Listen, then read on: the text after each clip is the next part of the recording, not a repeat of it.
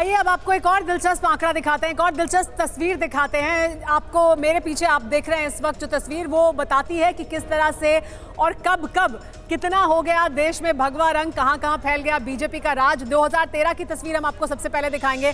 तब जब विधानसभा चुनाव हुए थे तो किस तरह की तस्वीर दिखाई दे रही थी। देखिए यहाँ गुजरात, मध्य प्रदेश, राजस्थान, यहाँ भगवा आपको दिख रहा है, लेकिन बाकी जगहों पर कांग्रेस पार्टी यानी कांग्रेस का नीला दिखाई दे रहा है। इसके बाद 2018 में जब चुनाव हुए तो तस्वीर इस तरह से बदली, भगवा इस तरफ दिखाई दे रहा था और यहाँ बीच में कांग्रेस पार्टी। और यहाँ देखिए ये तस्वीर बदली 2018 के जब विधानसभा चुनाव हुए थे, लेकिन अब जो तस्वीर है वो हम आपको दिखाने जा रहे हैं। और अब जो तस्वीर है वो इस तरह की दिखाई दे रही है।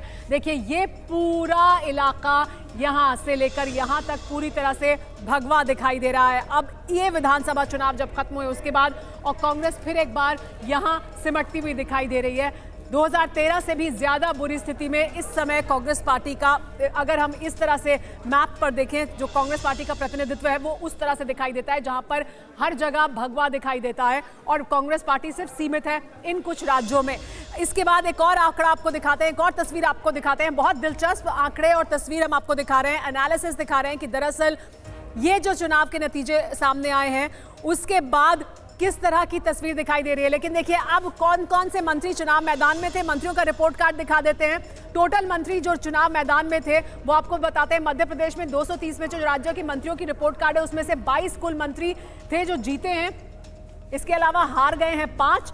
और देखिए ये जो स्ट्राइक रेट है उनका 81% का है, यानी 22 जीते हैं 5 हारे हैं, 81% रहा है स्ट्राइक रेट। यानी एंटी इनकम्बेंसी जिसकी बार बार बात हो रही थी वो दिखाई नहीं देती है 81% के स्ट्राइक रेट के साथ ही कांग्रेस बीजेपी ने जो केंद्रीय मंत्री हैं, जो नेता हैं, उन्हें सांसद हैं, उन्हें मैदान में उतारा था और उनका भी स्ट्राइक रेट बीजेपी के लिए फायदेमंद ही साबित हुआ है। यानी बीजेपी के लिए वो जो रिपोर्ट कार्ड है वो भी आपको दिखाते हैं कि बीजेपी के जो सांसद चुनावी मैदान में उतरे उन्होंने कितना फायदा पहुंचाया बीजेपी को और उनका स्ट्राइक रेट किस तरह का रहा है। तो देखिए 7 सांसद थे जिसमें से 6 जीते हैं, 1 हारे हैं और 85% का स्ट्राइक रेट है। एक ही सिर्फ हार हुई है बीजेपी के तमाम सांसद जिन्हें मैदान में उतारा बीजेपी ने, उससे बीजेपी को फायदा हुआ, उन सीटों पर फायदा हुआ जहां पर ये चुनाव लड़ रहे थे।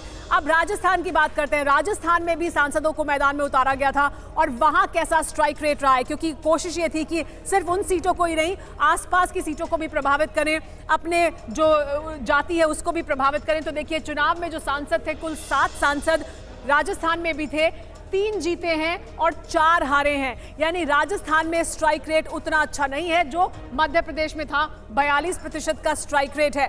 मध्य प्रदेश की जीत बीजेपी के लिए बड़ी और अहम जीत है। राजस्थान के मंत्रियों का जो रिपोर्ट कार्ड है वो भी देख लीजिए। राजस्थान में वो मंत्री जो चुनावी मैदान में उतरे उनकी तस्वीर किस तरह की रही। कांग्रेस पार्टी के कुल मंत्री 27 थे जो चुनावी मैदान में थे, जिनमें से 12 ने जीत दर्ज की है और 14 हार गए हैं। 44% का स्ट्राइक रेट, यानी यहां पर भी साफ तौर पर दिख रहा है कि जो मंत्री हैं उनका रिपोर्ट कार्ड बताता है कि सरकार का रिपोर्ट कार्ड किस तरह का था और वही नतीजों में भी दिखाई दे रहा है। मंत्री यहां पर सिर्फ 44% का स्ट्राइक रेट ही रख पाए हैं। तो देखिए तस्वीर दिखाई दे रही है। छत्तीसगढ़ की भी बता देते हैं इसके साथ साथ। छत्तीसगढ़ के कुल कितने मंत्री चुनावी मैदान में थे और उनका स्ट्राइक रेट क्या है, और वो दिखा रहा है काफी बुरी स्थिति में दिखाई देता है। कुल मंत्री 14, 4 ही जीते हैं, 10 हार गए हैं और ये दिखा रहा है कि सरकार के खिलाफ किस तरह की एंटी इनकम्बेंसी थी और उसको वो नहीं निगेट कर पाए हैं। 28% ही है स्ट्राइक रेट।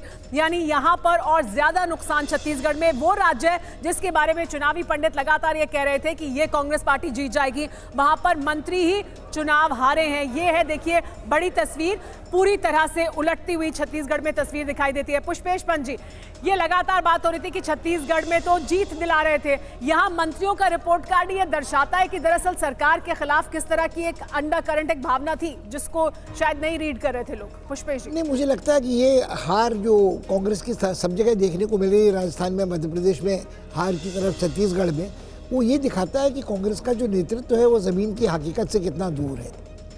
और दूसरी वो जो उपेक्षा मेरे ख्याल में एग्जिट पोल्स में छत्तीसगढ़ की हुई, मध्य प्रदेश और राजस्थान की तुलना में वो छोटा राज्य समझा गया और वहाँ शायद उतना ध्यान नहीं दिया गया।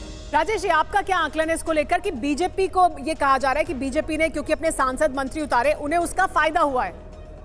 देखिए बीजेपी की सफलता सिर्फ एक फैक्टर पे नहीं है। बीजेपी एक ऐसी वेल ऑयल्ड मशीनरी है जो कई फ्रंट पे अटैक करती है अपने राइवल पे। जैसे गवर्नेंस के मुद्दे पे उसको बढ़त मिली है, उसके गवर्नेंस के लिए वोट मिला है, आइडियोलॉजी के लिए वोट मिला है, जिस पर आज बात नहीं हो रही है। उसके अलावा गारंटीज जो मोदी की है, मोदी पर जो ट्रस्ट है लोगों का, इन सब फैक्टर्स की वजह से भारतीय जनता पार्टी को बढ़त मिली है। अगर कोई पार्टी चुनावी रण मैदान में उतर रही है और वहां एक कोहेसिव मशीनरी की तरह नहीं काम कर रही है, तो असफलता हाथ लगेगी। क्या ये कहा जा सकता है कि बीजेपी हर बार अपनी रणनीति को फाइन ट्यून कर जरूरत के मुताबिक जैसी दरकार है, जो उस समय जो राजनीतिक परिस्थितियां हैं उनको देखते हुए, भापते हुए हमेशा फाइन ट्यून करती है? यानी मध्य प्रदेश में उसने अपनी रणनीति को पूरी तरह से बदला, राजस्थान में उसने अलग रणनीति के साथ वो मैदान में उतरे, तो वो अपनी रणनीति को जगह देखकर, राजनीतिक परिस्थिति देखकर बदलते हैं, जो बाकी दल नहीं कर रहे हैं।